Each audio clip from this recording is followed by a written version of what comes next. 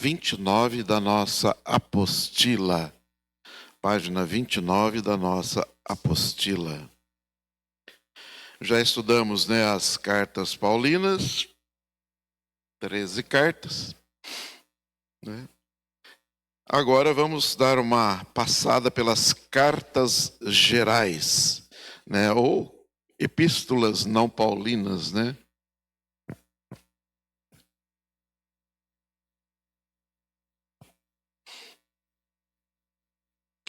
não paulinas, porque elas não eram de Paulo, essa.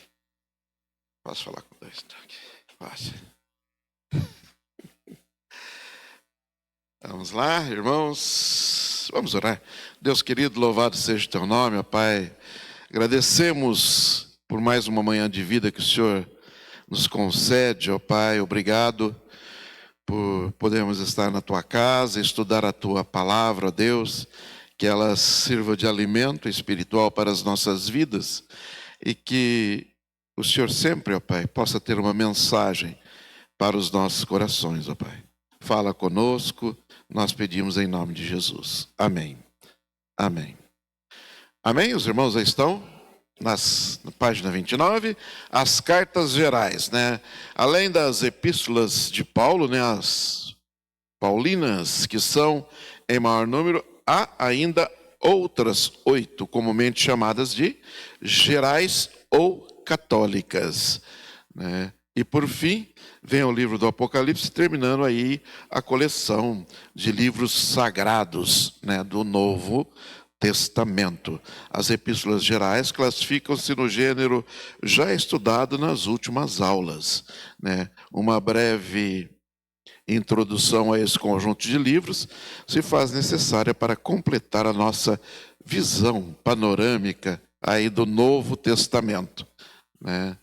Então, ao estudarmos aí o Novo Testamento, percebemos que ele não é composto apenas pelos evangelhos e pelas cartas de Paulo.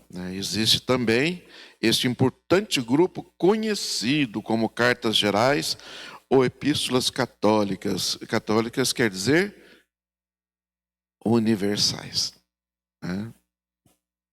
que enriquecem a nossa compreensão da fé cristã e complementam os ensinamentos apostólicos.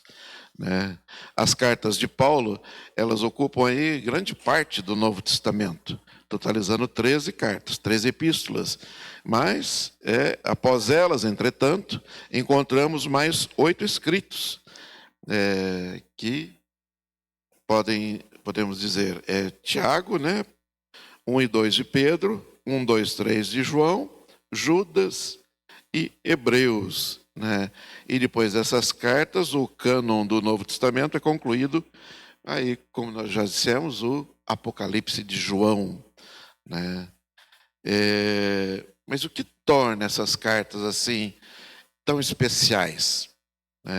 Enquanto as muitas epístolas de Paulo foram dirigidas a igrejas específicas como Corinto, Éfeso, Colossos, Filipos, ou a indivíduos, como Timóteo, Tito, Timóteo e Tito, também a Filemão, as cartas gerais, elas possuem um alcance mais amplo, um alcance mais amplo. Seus ensinamentos são dirigidos à igreja como um todo, e elas abordam temas que continuam relevantes para todos os cristãos em qualquer época.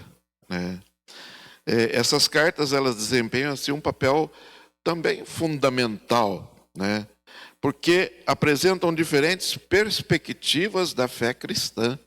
Por exemplo, a de Tiago, ela enfatiza a fé prática, mostrando que a verdadeira fé produz obras e produz transformação de vidas. As cartas de Pedro incentivam os cristãos a permanecerem firmes durante as perseguições e sofrimento. Já as 3 cartas de João, elas destacam o amor, a comunhão com Deus e a importância da verdade. A carta de Judas, menorzinha, ela adverte contra os falsos mestres e a apostasia. A carta aos Hebreus exalta a supremacia de Cristo e demonstra a superioridade da nova aliança. Então, o que vemos é que cada autor, ele contribui com uma visão específica da caminhada cristã, formando um quadro completo da doutrina e da prática da fé. Então, o que nós vemos é que o texto destaca que uma breve introdução a esse conjunto de livros é necessária para completar a nossa visão do Novo Testamento. E isso nos ensina que não podemos compreender plenamente a mensagem do Novo Testamento estudando apenas os evangelhos ou apenas as cartas de Paulo.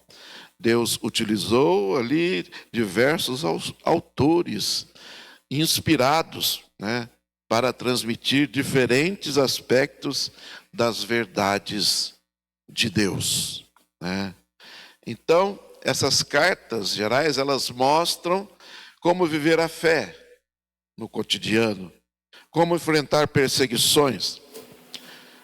A carta de Judas, como discernir falsas doutrinas, como crescer em santidade, como permanecer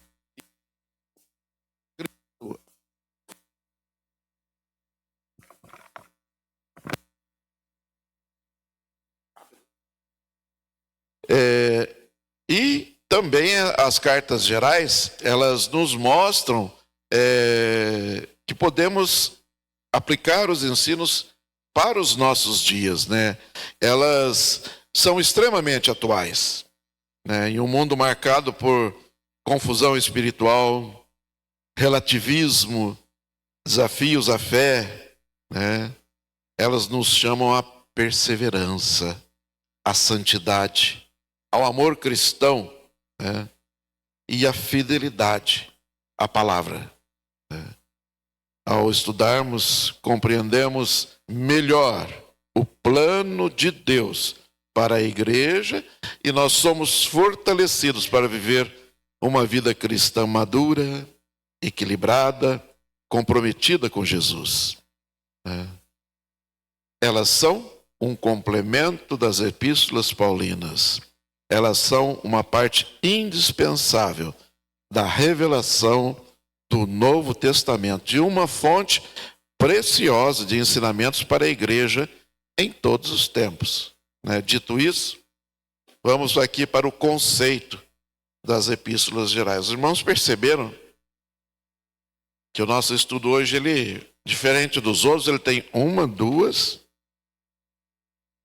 duas páginas praticamente de estudo, Então, se eu me prender só aqui, daqui a 15 minutos nós já podemos ir para casa. Mas eu não vou deixar os irmãos sair mais cedo. Então eu trouxe mais argumentos para a gente estar estudando aqui as cartas gerais. O conceito de epístolas gerais.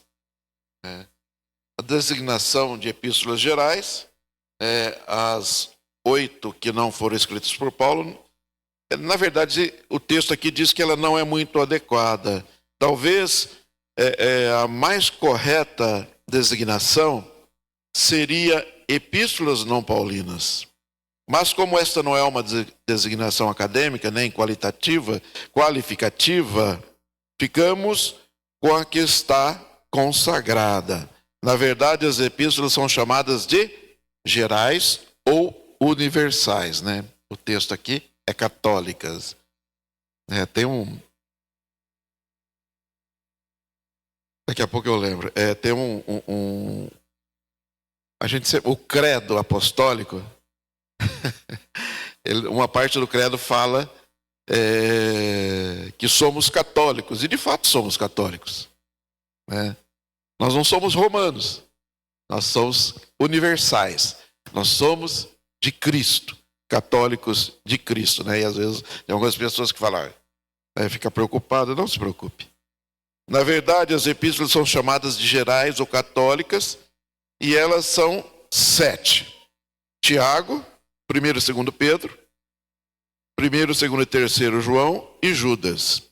A carta aos Hebreus geralmente não entra nessa classificação, mas nem mesmo essas 7 podem ser adequadamente chamadas de universais.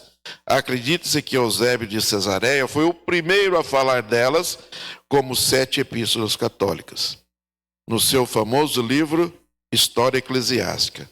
Mas antes dele, algumas já eram chamadas de católicas, como ele próprio declara.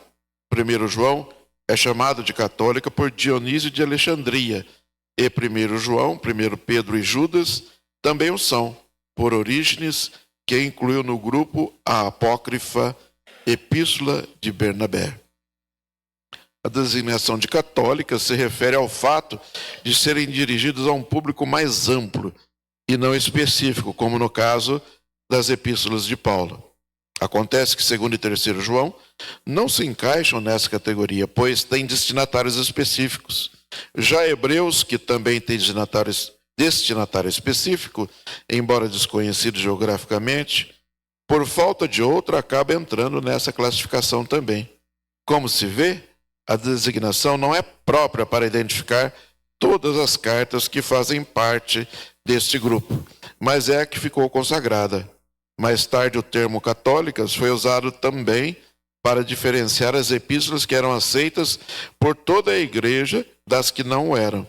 Assim, o termo tornou-se sinônimo também de autênticas, legítimas e canônicas. Mas não é esse o sentido em que usamos, o termo aqui.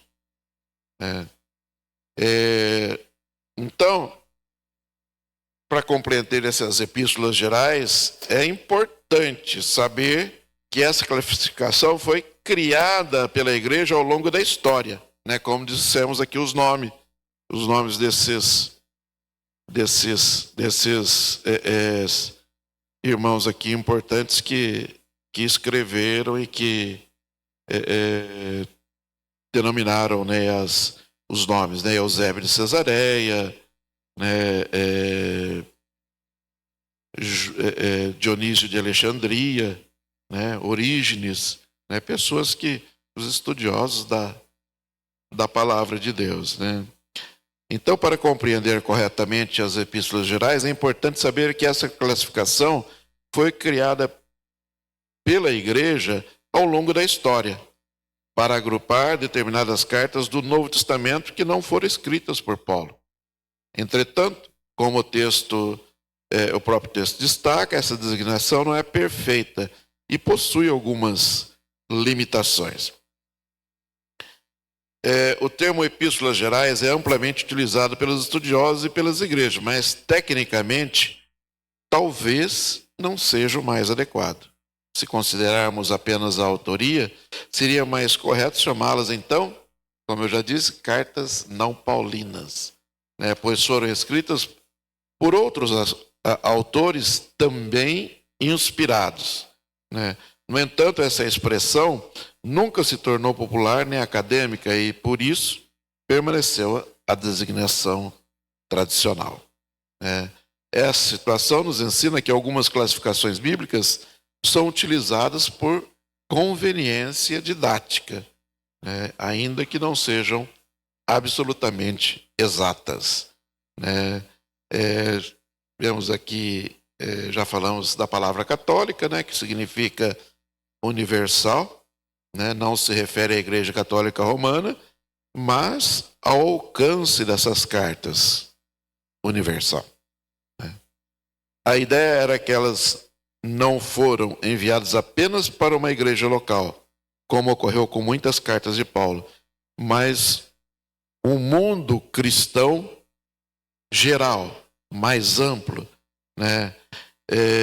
Por exemplo, Tiago, na sua carta, ele se dirige às 12 tribos da dispersão. 1 Pedro é destinada a várias regiões da Ásia Menor. 1 João circulou entre as diversas comunidades cristãs. Por isso, recebem o nome de universais. Existem as exceções da classificação.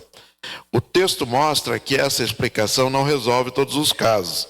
As cartas de 2º e 3º João possuem destinatários específicos, né? A segunda é dirigida à senhora eleita. E a terceira carta, a Gaio. Da mesma forma, Hebreus parece ter sido escrita para um grupo determinado de cristãos, ainda que não saibamos exatamente a sua localização. Isso demonstra que a expressão gerais ou universais não descreve perfeitamente todas essas cartas, ou as cartas incluídas nesse grupo, né? A origem histórica do termo, né? A gente já falou, Eusébio de Cesareia, né? Um dos primeiros usos sistemáticos da expressão 7 epístolas católicas, né? E também citou aqui Dionísio de Alexandria, do qual nós já falamos. E, apesar das dificuldades de classificação, essas cartas ou epístolas possuem um enorme valor para o Novo Testamento. Elas complementam os ensinamentos das cartas de Paulo e apresentam temas fundamentais para a igreja. Tiago fala da prática da fé. Pedro fala da perseverança em meio ao sofrimento. João destaca o amor e a verdade. Judas destaca a defesa da sã doutrina. E Hebreus fala, sendo essa carta dirigida a quem? Ao povo hebreu. Por isso ele destaca de forma firme, né, a supremacia de Cristo, né? Então, daqui a pouco nós vamos falar mais sobre isso, mas a carta aos Hebreus, os irmãos já leram, né? Então, ela fala muito sobre a supremacia de Jesus, né? E ela foi dirigida ao povo hebreu, né? Por isso, mesmo que a expressão epístolas gerais não seja perfeita, ela continua sendo uma forma útil de identificar esse importante conjunto de escritos inspirados que enriquecem a revelação do Novo Testamento e fortalecem a fé da igreja, né, no decorrer dos tempos. O terceiro item, aí na página 30, são as características, estão vendo como está sendo rápido? São as características das epístolas gerais, né? Embora seja difícil caracterizar as gerais, dadas as suas diferenças, a grosso modo, elas não se enquadram na estrutura formal de uma epístola, nos moldes gregos romanos. Nem mesmo seguem o padrão paulino. Hebreus e 1 João não têm uma abertura formal, né? Se os irmãos olharem lá, prestarem atenção no início da carta, não tem uma abertura formal com saudação, e 1 João e Tiago não têm as saudações ou doxologias comuns de encerramento, né? Que são aqueles famosos encerramentos da carta, como fazia Paulo, né? Dizendo que estava orando e declarando ali, né, paz sobre a vida dos irmãos, e aquela despedida de carta como é comum, né? Hebreus tem sido considerada mais um tratado, né, ou uma homilia do que uma epístola por alguns, embora tenha conclusão de epístola, né? Nem todas as cartas gerais tratam com problemas específicos, e algumas têm destinatários geograficamente localizados, embora amplos, como no caso de Tiago, e mais propriamente de 1 Pedro. Sobre a contribuição das epístolas gerais, a mensagem do Novo Testamento, o pastor Bruce Wilkinson e Kenneth Boa dizem: essas 8 epístolas exercem uma influência fora de proporção com a sua extensão.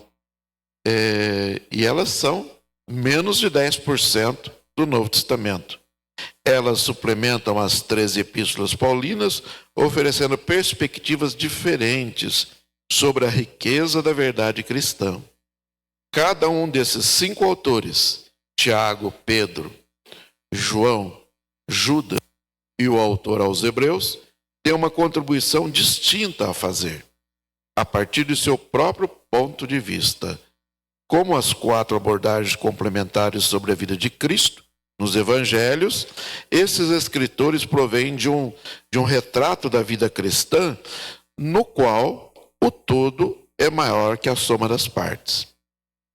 Grandes como são as epístolas de Paulo, a revelação do Novo Testamento depois de Atos ficaria severamente limitada com uma só perspectiva apostólica, se fossem incluídos os escritos destes 5 homens.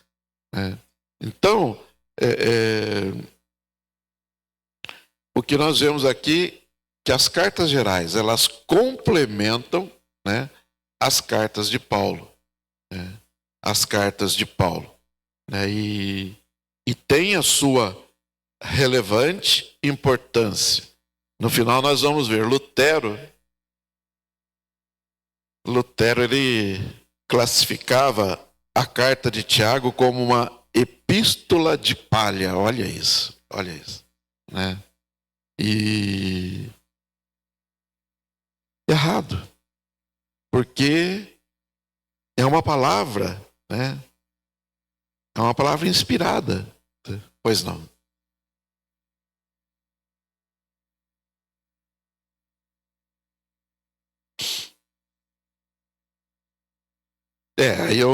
O estudo nosso não fala sobre isso, mas seria, eu acho que no decorrer aqui do ensino, eu vou falar para você o ano que elas foram escritas.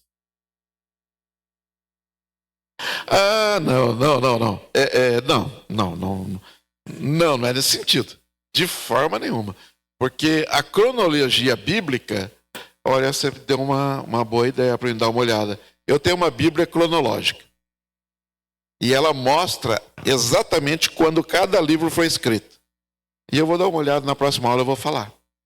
Tá?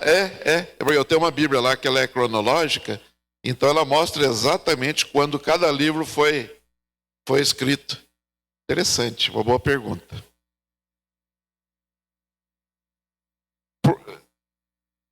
Porque ele considerava as cartas, ele falando sobre boas obras. E a importância que ele dava, lembra? Que ele defendia a fé. Sola fide, só a fé. Mas a verdade bíblica é que quando você aceita Jesus, vem integrado a você o amor às pessoas. O amor às pessoas não é só espiritual. Pão, sabão e salvação. Entendeu? E isso explica Tiago. Porque você não pode pensar só no espiritual e a pessoa morrendo de fome. Vai falar de Jesus na África com aquelas crianças comendo plástico. Alguém vai se interessar? Que Jesus é esse? Que Jesus é esse? Né?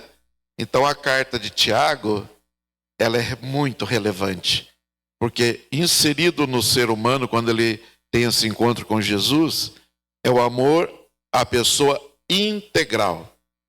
Não somente o espírito, o espiritual, a alma, mas o físico, né? Todo ser humano é importante para Deus.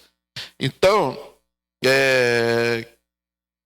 falando sobre esse texto, a gente perguntaria, mas ela segue o mesmo padrão das cartas de Paulo?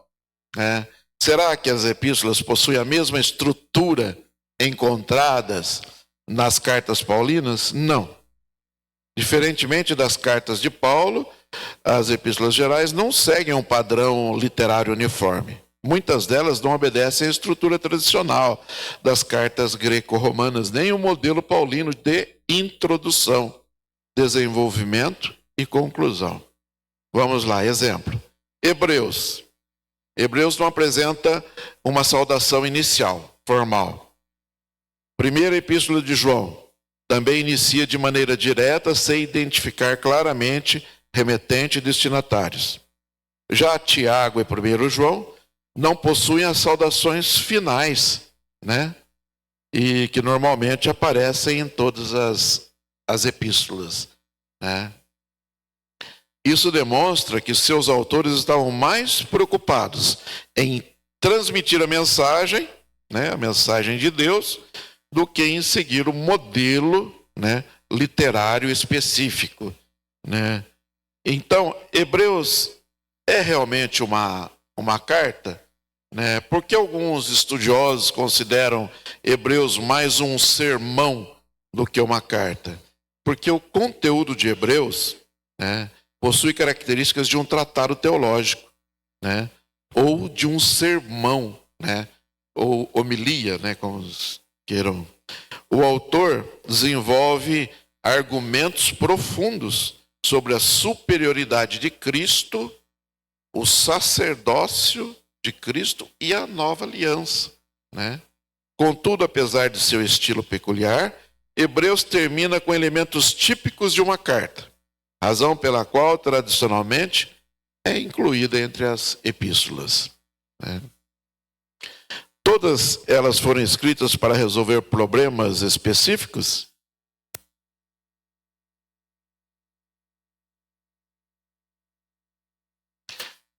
As de Paulo, sim. Das gerais, no caso, elas são num sentido mais amplo, né? Nesse caso, não necessariamente. Por quê? Porque, embora algumas abordem situações concretas, né, muitas delas tratam de questões mais amplas da vida cristã. Exemplo, a gente já até falou aqui, né? Então, sendo repetitivo. Perseverança nas provações, crescimento espiritual. Judas, combate às falsas doutrinas. João, amor fraternal. Fidelidade a Cristo. Santidade, Pedro, né? Então, seu propósito é alcançar um público maior, né? Fornecer orientações válidas para a igreja em diferentes contextos, né? Em diferentes contextos. Às vezes, a gente fala, nossa, é maçante esse estudo, né? Mas se a gente começar a olhar assim, claramente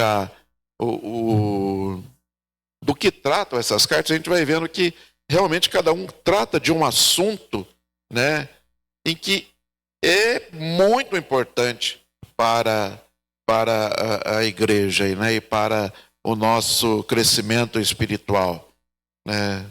Porque elas falam de coisas que é do cotidiano, é do dia a dia, né? Porque ser crente na igreja é fácil, né? Mas lá na minha escola, lá na minha casa,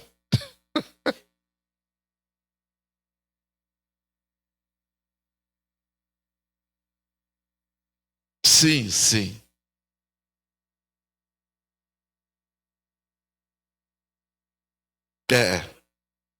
Tinha uma... Sim, sim, sim. A cidade de Corinto, a cidade de Corinto, o que ela era? Era um porto. Então chegava todo mundo lá, né? Lá tinha uma deusa, né? Que tinha... Eu não estou lembrando quantas prostitutas serviam essa deusa. E o diferencial delas para as mulheres da cidade, elas mesmas, elas rapavam a cabeça, né? Então, era sim uma cidade muito, muito, muito, muito devassa, né? Devassa. E ali chegava gente de todo canto, né? E então Paulo teve que... A igreja era uma igreja muito grande. E outra coisa, existiam ali as pessoas tinham dons espirituais ali, né? E havia ali uma certa briga, né, pelos dons, né? Cada um queria ser melhor que o outro. Então Paulo chega assim, ele chega batendo firme, né, para aquela igreja voltasse, né, ao primeiro amor. né? Então ele bate muito firme. Essas cartas aqui, elas são de um âmbito geral, né? Não falando especificamente para alguém ou para... Mas, no caso de Hebreus, ele fala aos hebreus, né? Ele fala ao povo lá de Israel. Mas, no caso, essas cartas, elas são de âmbito geral e de ensino, né? As epístolas gerais foram enviadas para qualquer pessoa, ou sem destinatários definidos? Não.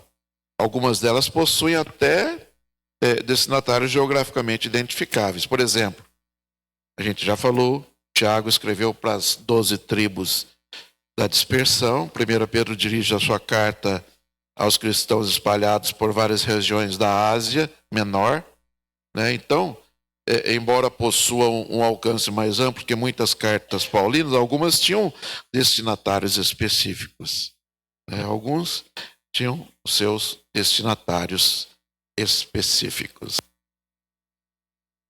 Eu estou acompanhando aquele relógio lá, não parou não, mas ele não anda. Então, beleza, então nós vamos ter tempo para trabalhar bastante aqui. Vou. Já vi que você gosta. Vamos lá. Características das epístolas gerais, né? Vamos ver as características.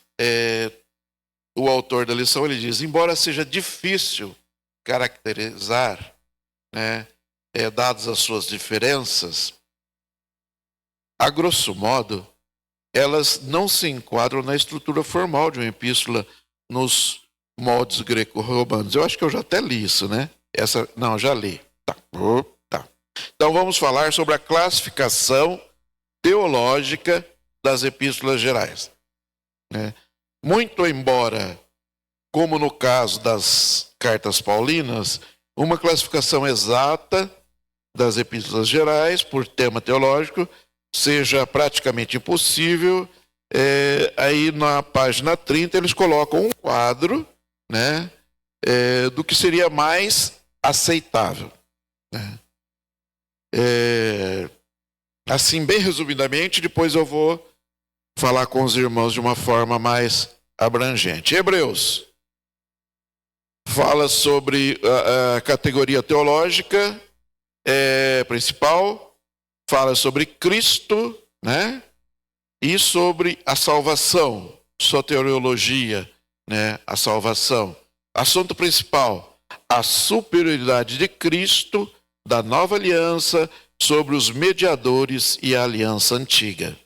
Tiago fala sobre salvação, as boas obras como demonstração da fé verdadeira, né?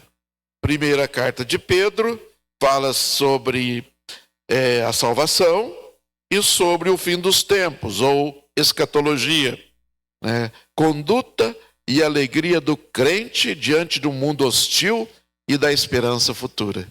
Eu gosto muito das cartas de Pedro, né?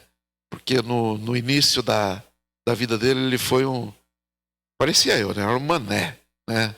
E depois se tornou assim uma pessoa usada por Deus de uma forma tão gloriosa, né? E eu gosto muito das cartas de Pedro, né? A segunda de Pedro também fala sobre a salvação e o fim dos tempos. E o tema principal é a conduta cristã, a autoridade das Escrituras, os falsos mestres e a vinda de Cristo. Já a primeira carta de João fala sobre a salvação e sobre Cristo, né? A relação entre a doutrina genuína e a fé genuína que se expressa em amor e confiança, né? A segunda de João já fala mais sobre salvação, exortação ao amor fraternal e advertência contra o falso ensino. A terceira de João é uma carta pessoal, né? Agradecimento e recomendações a Gaio, a quem o autor recomenda Demétrio e lamenta o comportamento de Diótrefes. E, terminando aqui, a carta de Judas fala sobre a escatologia, o fim dos tempos, a advertência sobre os falsos mestres e seu juízo na vinda de Cristo. E para complementar esse estudo, eu trouxe um resumo, chamei de resumo didático, sobre as cartas gerais. Vamos lá? As cartas gerais constituem o último grupo de epístolas do Novo Testamento antes do livro do Apocalipse de João. Enquanto as 13 cartas de Paulo foram escritas pelo apóstolo para igrejas ou pessoas específicas, as cartas gerais, escritas por outros autores e possuem um alcance amplo, sendo dirigidas à igreja de Cristo como um todo. A primeira delas, Carta aos Hebreus. Ela foi escrita por volta de 68 depois de Cristo. O seu autor, ele permanece desconhecido, embora alguns estudiosos apontem semelhanças com o estilo do apóstolo Paulo. O principal tema da carta, já falamos, é a supremacia de Cristo e o seu sacerdócio eterno. O propósito da carta de Hebreus era fortalecer os cristãos judeus que estavam enfrentando dificuldades e vacilações na fé. O autor os exalta a permanecerem firmes em Jesus e avançarem para a maturidade espiritual. A carta ensina que Jesus é superior a tudo que existia na antiga aliança. Então a palavra-chave de Hebreus é superior. Cristo, na carta aos Hebreus, ele é apresentado como superior aos anjos, superior a Moisés, superior a Josué, superior a Arão, superior ao sacerdócio levítico e superior aos sacrifícios da antiga aliança. Enquanto os sacerdotes do Antigo Testamento ofereciam continuamente sacrifício de animais, Jesus ofereceu a si mesmo como sacrifício perfeito e definitivo pelos pecados da humanidade. Jesus é ao mesmo tempo sacerdote e sacrifício. Então a carta aos Hebreus ela é dividida em 3 partes principais. Cristo como pessoa, do capítulo 1 ao capítulo 4. O sacerdócio de Cristo, capítulo 5 ao capítulo 10. E a vida da fé, capítulos 11 ao 13. O capítulo 11 destaca os grandes heróis da fé. A gente lê muito nessa parte, E destaca os grandes heróis da fé e apresenta uma das mais importantes definições bíblicas de fé. A fé é a certeza de coisas que se esperam e a convicção das coisas que não se vê. Já falando da carta de Tiago agora, o seu tema central é a prática da fé. O que a gente vê muito é a teoria, mas a prática, a prática é o melhor exemplo de quando estamos inseridos verdadeiramente no Evangelho de Cristo.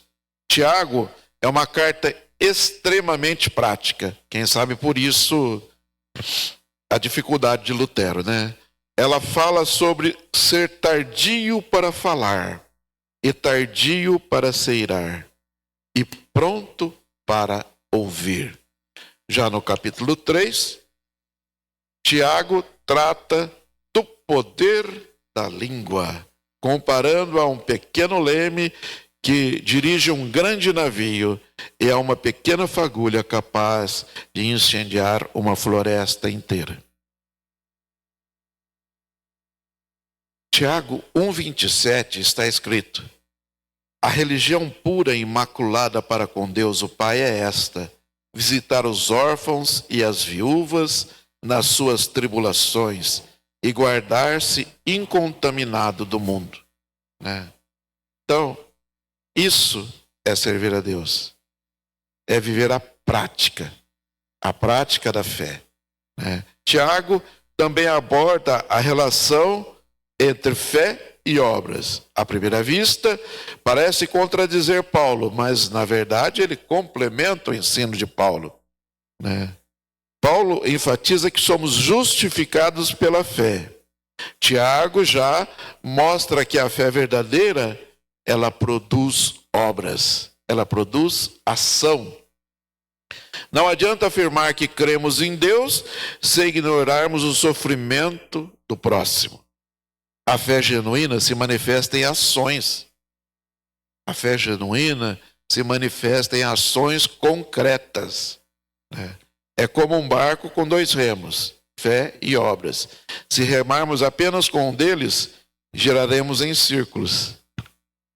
Precisamos dos 2 remos para avançar.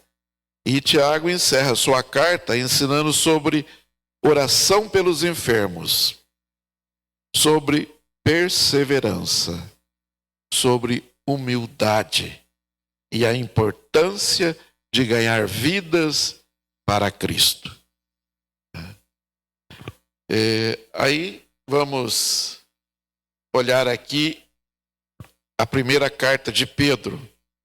O tema central dessa primeira carta de Pedro é o sofrimento do cristão. E ali Pedro exorta os crentes a permanecerem firmes em meio às lutas, em meio às perseguições, caminharmos com Jesus nos dias mais escuros. É saber que Ele está no controle, né? Ele escreve para irmãos que enfrentavam prisões, enfrentavam torturas, martírios e diversas formas de sofrimento por causa do Evangelho. E Pedro ensina que sofrer por causa de Cristo traz recompensa diante de Deus. A carta ela está repleta de exortações para uma vida santa, para uma vida piedosa. E Pedro ensina as esposas a conquistarem seus maridos por meio do testemunho cristão. E orienta esses maridos a tratarem suas esposas com honra, com amor. E ele conclui enfatizando a santidade, lembrando a palavra do Senhor: sede santos, porque eu sou santo. Ele os perrengues e de... Sim, de Deus. O pessoal não queria abrir a porta para ele lá, né? A hora que ele chegou, né? Ele bateu na porta, pensou, olhou, deixou a porta trancada e falou: ele está aí na porta, abre. Tô brincando. Parece que foi uma menina, né, que foi na porta lá para abrir a porta para ele. Já na segunda carta, os principais fatos, ela foi escrita já em 66 depois de Cristo. A primeira não falou, né? A segunda carta, ela foi escrita em 66 depois de Cristo, quando o apóstolo já sabia que sua morte estava próxima. Assim como Paulo, em sua última carta, Pedro escreve com serenidade, esperança e confiança em Deus, demonstrando plena certeza de sua salvação e do encontro futuro com Cristo. E o principal tema da segunda carta de Pedro, é o alerta sobre os perigos dos últimos dias, especialmente o surgimento de falsos mestres, falsas doutrinas, heresias e apostasia. Agora já não tem mais essas coisas, né? Não. Afastamento da fé.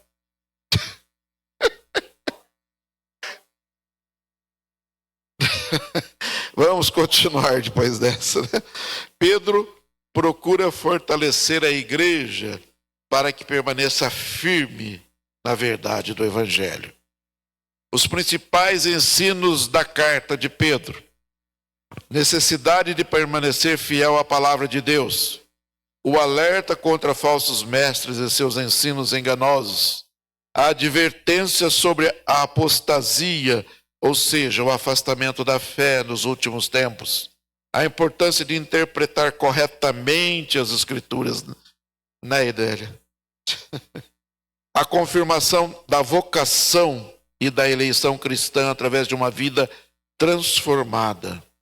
O desenvolvimento das virtudes cristãs, como fé, perseverança, amor, comunhão com Deus.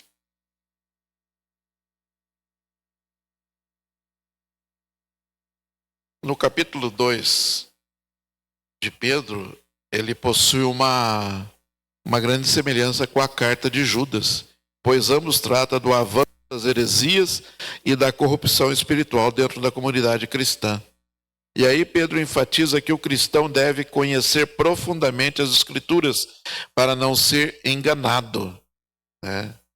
Enganado por falsas interpretações, né? E muitos são enganados. E ele ensina que nenhum texto bíblico deve ser interpretado isoladamente, mas sempre em harmonia com a revelação divina. A carta, ela também destaca que as virtudes cristãs são evidências da atuação do Espírito Santo na vida do crente. E uma fé genuína produz crescimento espiritual, produz perseverança e principalmente o amor ao próximo. E ali, em tom de despedido, Pedro deixa uma última exortação à igreja: permanecer firme na palavra, guardar a fé verdadeira e esperar com confiança o cumprimento das promessas do Senhor. Vamos para a primeira epístola de João, os principais fatos.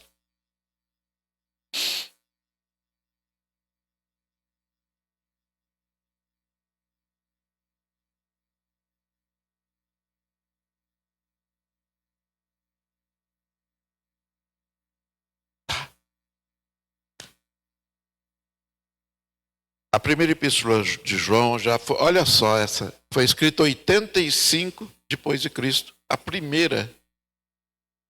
Olha só, né? Seu tema central: comunhão com Deus e com os irmãos, sendo considerado uma carta pastoral, escrita por um pai espiritual para seus filhos na fé.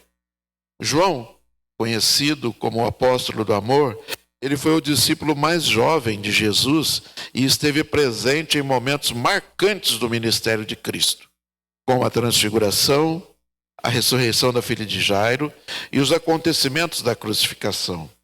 Ele mais tarde, como a Bíblia diz, né, ele ficou lá exilado na ilha de Patmos, onde ele recebe ali a revelação, né, do Apocalipse.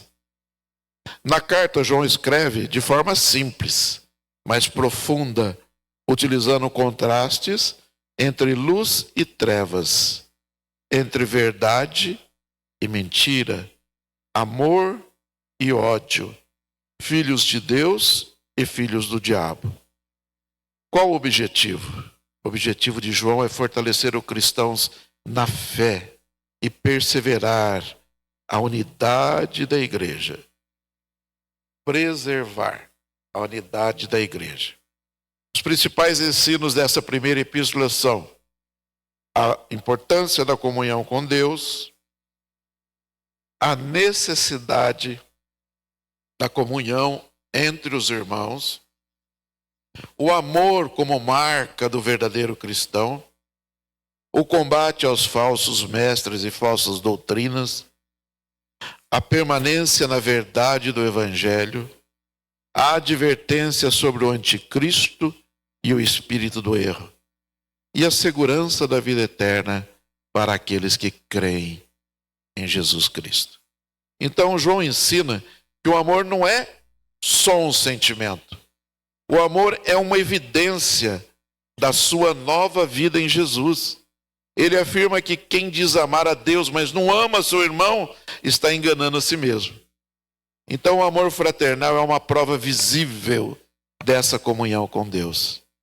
Aqui no capítulo 3 da primeira carta, João estabelece um contraste entre filhos de Deus e filhos do diabo, mostrando que a verdadeira fé produz uma vida de amor, uma vida de obediência, uma vida de santidade. A carta também alerta os cristãos sobre falsos mestres que, na época, procuravam desviar a igreja da verdade. Por isso, João exorta os crentes a permanecerem firmes na doutrina de Cristo e que aprendam a discernir os espíritos. Na segunda carta, os principais fatos, ela também foi escrita no mesmo ano, 85 depois de Cristo, né? E o tema central é o mandamento de Cristo, enfatizando o amor, a verdade e a comunhão. E ela é dirigida à chamada Senhora eleita e seus filhos, né? E expressão que possui assim várias interpretações, porque os estudiosos não chegam assim numa algo comum, né? Uns dizem que entendem que João se refere simbolicamente a uma igreja local, enquanto outros acreditam que a destinatária era uma mulher cristã e sua família.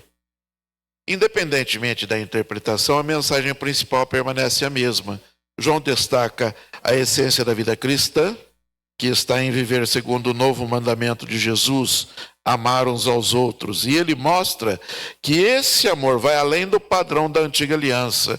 Enquanto a lei ensinava, amarás a teu próximo como a ti mesmo, Jesus elevou esse padrão ao dizer, amai-vos uns aos outros como eu vos amei.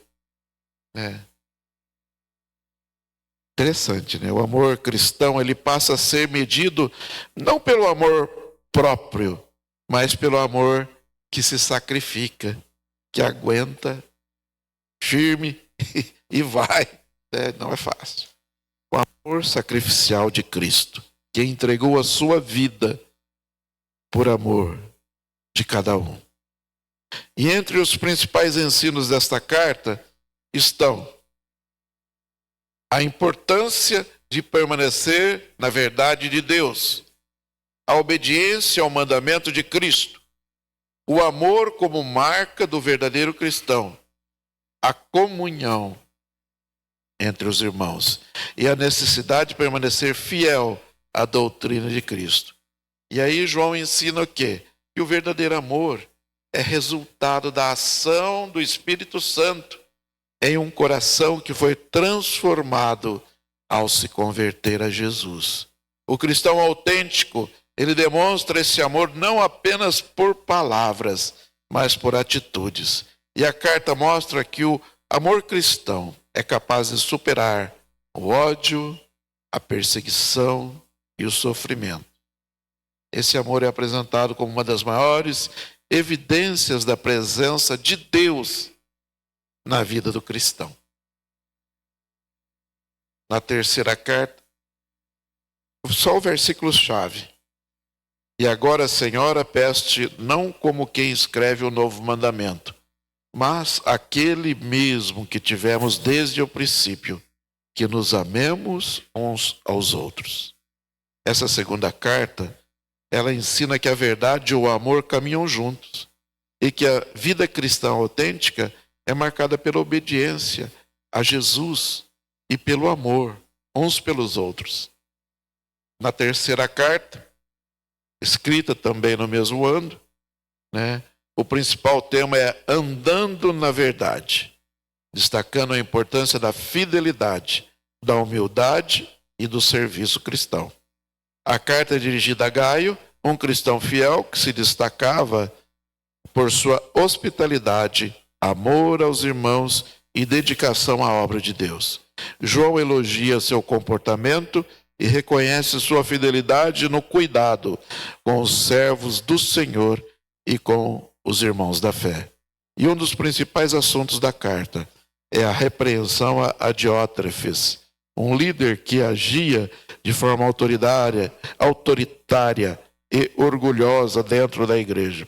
Ele rejeitava a autoridade apostólica de João, recusava receber os missionários enviados para fortalecer as igrejas e ainda influenciava outras pessoas a fazerem o mesmo. João deixa claro que tal atitude não agradava a Deus. Em contraste com Diótrefes, João destaca o exemplo de Demétrio, homem de excelente testemunho, reconhecido por sua fidelidade e boa reputação entre os cristãos.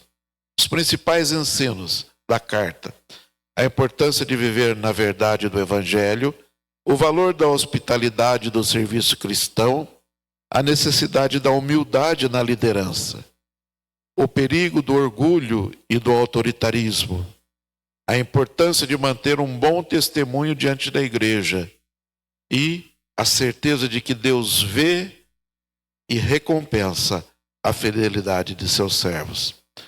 João ensina que a verdadeira liderança cristã não é baseada em controle ou em poder, mas em serviço, em amor, em submissão à vontade de Deus.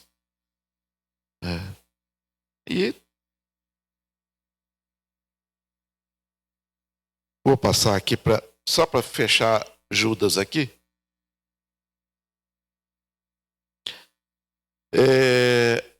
A Epístola de Judas. Ela é a última carta do Novo Testamento. Foi escrita por Judas, que se identifica como irmão de Tiago.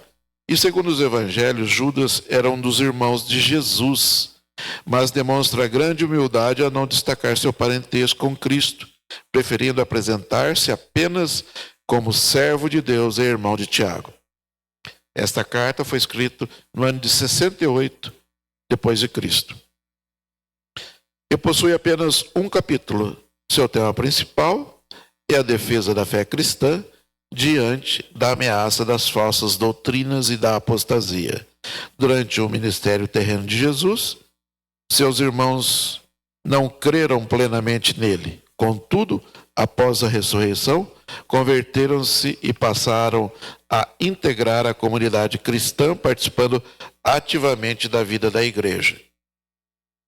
A principal preocupação de Judas era o surgimento de falsos mestres que estavam se infiltrando entre os cristãos e distorcendo a verdade do Evangelho. Por isso, sua carta é uma forte advertência contra a apostasia, ou seja, o abandono da fé. Os principais ensinos é a necessidade de defender a fé cristã, o alerta contra falsos mestres e falsas doutrinas, o perigo da apostasia e do afastamento de Deus, a importância de permanecer fiel à palavra do Senhor, um chamado à vigilância espiritual e, finalmente, a perseverança na verdade revelada por Deus. Então, Judas mostra que o abandono da verdade conduz ao pecado, conduz à destruição espiritual. Por isso, ele exorta o crente a permanecer firme no conhecimento das Escrituras e na obediência à vontade do Pai. Então, essa epístola de Judas é um chamado, à fidelidade, lembrando que os cristãos devem permanecer firmes na fé recebida de Cristo, guardando a verdade do Evangelho até o fim. Amém?